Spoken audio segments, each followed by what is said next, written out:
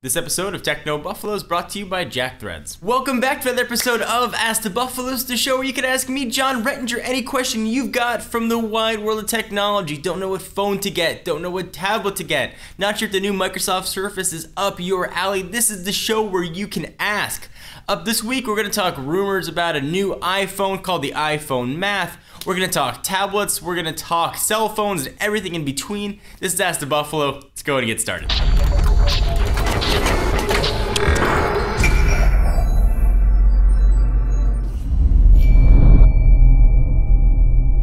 So our first question comes from Jose Urias, who asks, John, what are your thoughts on the rumored iPhone Math? A good or bad thing for Apple and its customers? So China Times last week said, hey, Apple's gonna make a 4.8-inch iPhone.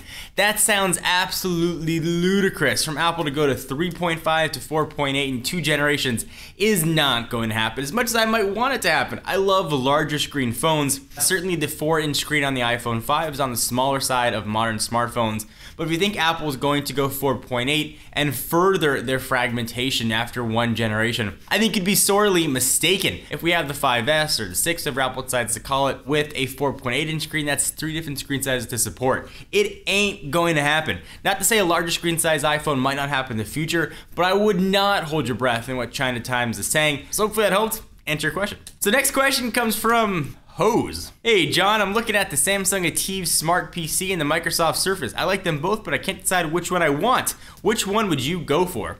Well, assuming you're speaking about the Ativ, which has a full Intel chip in it, and not the Surface RT, you're speaking about the Surface Pro. We had a chance to play with the Ativ at CES. I came away really impressed. These demo units that are at trade shows have been manhandled by tons of people, have lots of applications going. They're not optimized like you or I would use a tablet. People are opening all kinds of crazy stuff and changing settings. And this Ativ Smart PC was humming along incredibly fast. Actually, it's one of the fastest Windows 8 experiences that I've seen. Now I'm holding off on what I'm going to say about the Surface Pro until our full review comes out, but it's really hard to vote against the Ativ. It was really impressive and just worked absolutely well. So if you're looking at something that gets sort of a hybrid, it's going to be a good way to go. We saw a ton of awesome accessories with the two. We saw keyboard docks and all kinds of other fun covers for it. So if you want a tablet but still want to be able to do some power use on it, you want to be able to use Photoshop, you want to play some light gaming, looks like it's going to be a great way to go. This next question comes from Twitter. User at probably234 asks, at John4Lakers, do you think Sony can compete with companies such as Apple and Samsung in the mobile industry? So Sony used to have all their phones branded with their partner Ericsson. Those are gone. Now we just have dedicated Sony phones. So we've got the Xperia Z, the Xperia ZL that was announced at CES. I had a lot of time to spend speaking to the folks at Sony. I learned something very interesting. So first, I don't think Sony's released cutting edge phones, and these phones that haven't made it to the market right away. I'm thinking about the Xperia Arc and some of the other devices. Now when they were announced, they were certainly comparable with other phones on the market. So I asked what they thought about that, and they had something very interesting to say. They're releasing these phones with specs that are important right now, that are up to date. They're having a hard time getting them to US shores. I followed up with, well, why? Evidently, other phone manufacturers are paying carriers to keep their phones out of the stores and to keep their displays larger and bigger to make sure you don't see Sony or other manufacturers. Let's hypothetically call this company Famsung.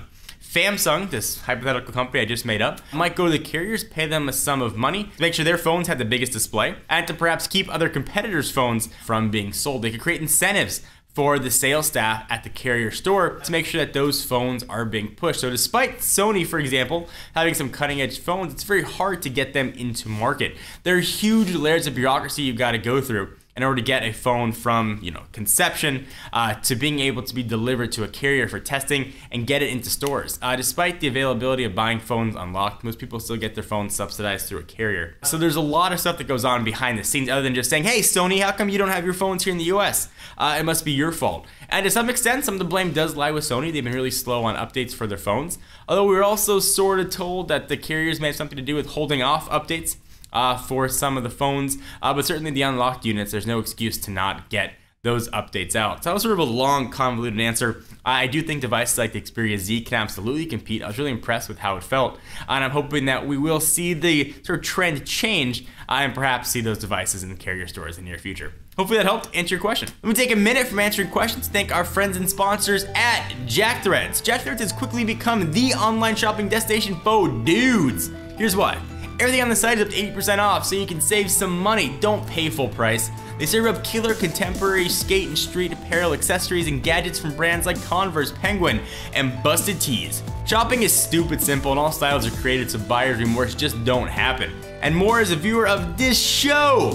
You can skip the membership waitlist and get instant access, so go to jackthreads.com/techno. Again, that's jackthreads.com/techno. And as a JackThreads member, if you refer a friend, you get a $10 shopping credit for each person you refer. So get all your goods, don't leave the house, and look sharp doing it. So thank you guys for watching another episode of Ask the Buffalo. Hope you enjoyed. Check out all of our stories and more at technobuffalo.com for latest unboxing reviews of the latest consumer electronic devices. I'm John Rettinger. I'll see you next video.